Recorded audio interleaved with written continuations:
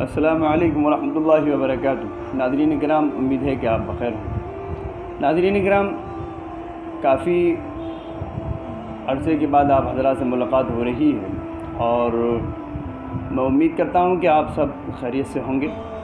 ابھی گزشتہ دنوں میں بقرعید کا موسم تھا، عید الاضحیٰ کا موقع تھا اور آپ سب حضرات نے بڑی خوشی کے ساتھ، اللہ کی ذات سے امید ہے کہ بہت اچھی طرح اپنے گھروں میں اور اپنے علاقوں میں عید الاضحیٰ منائی ہوگی۔ مزید اللہ تعالیٰ سے یہ بھی دعا ہے کہ اللہ تعالیٰ ہم سب کو، پوری امت مسلمہ کو پوری دنیا کے اندر ہر طرح کے فتنوں سے محفوظ رکھے اور ہمارے ہر تہوار خوب عمدہ طریقے سے گزریں، خوب عافیت کے ساتھ، خیریت کے ساتھ گزریں۔ ناظرین کرام، آگے چلتے ہیں کیونکہ عرصے میں کافی سوال اکٹھے ہو گئے جو احباب نے معلوم کیے تھے۔ ایک سوال تھا قرأت سبع عشرہ کے تعلق سے۔ سوال یہ کیا تھا، مفتی صاحب ہم ایک محفل میں شریک تھے، وہاں قاری صاحب نے عام قرأت عاصم کے بجائے دوسری قرأت پر تلاوت کلام پاک شروع کر دی۔ بعض دوست ہمارے ساتھ تھے، انہوں نے کہا یہ کیا پڑھ رہا ہے؟ میں نے بتایا کہ یہ قرآن پاک ہی ہے اور متواتر قرأت ہے۔ انہوں نے کہا میں اسے نہیں مانتا، یہ قرآن نہیں۔ کئی بار انکار کیا۔ گھر آ کر میں نے اسے آرام سے سمجھایا تو وہ بہت نادم ہوا اور ان متواتر قرأت کو مان لیا۔ لیکن اب ہم پریشان ہیں کہ کیا اولاً انکار باعث کفر ہوگا یا نہیں، تجدید ایمان و نکاح کی ضرورت ہے یا نہیں، نیز کوئی عالم اگر جانتے ہوئے کہ یہ قرأت بھی ہیں ان کے متواتر ہونے کا منکر ہو تو کیا وہ کافر ہو جائے گا؟ عذراء کرم تفصیل فرما دیں۔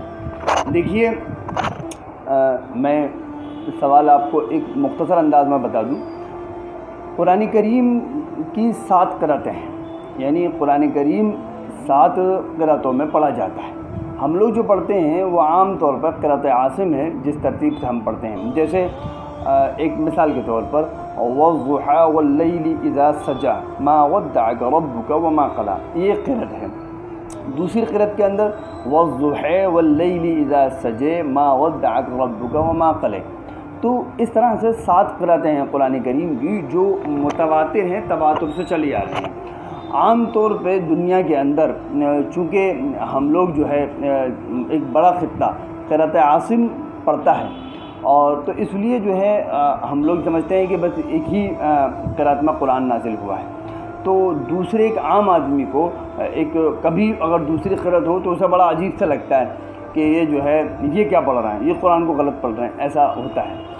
تو سوال یہ ہے کہ ایک تو مطلب ایک آدمی کا جذبہ ہے کہ بھئی یہ قرآن غلط پڑھ رہا ہے، میں نے قرآن صحیح یہ ہے، حالانکہ وہ اپنے علم کے مطابق صحیح کہہ رہا ہے کہ یہ غلط پڑھ رہا ہے اور وہ جانتا بھی نہیں ہے اس کو۔ تو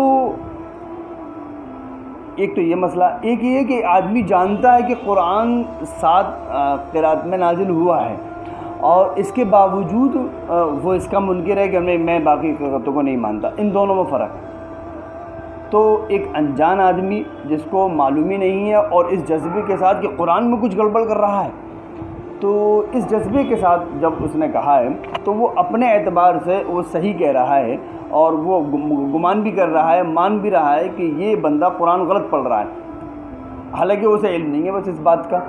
تو اگر ایسے کسی بندے سے نے اس طرح کا انکار کیا اور پھر بعد میں وہ سمجھانے پر مان گیا تو پھر کوئی حرج نہیں ہے، اور نہ ہی وہ اس کا اس طرح سے انکار کرنے والا اور وہ بعد میں اس کو ماننے والا یہ نہ کافر کہلائے گا۔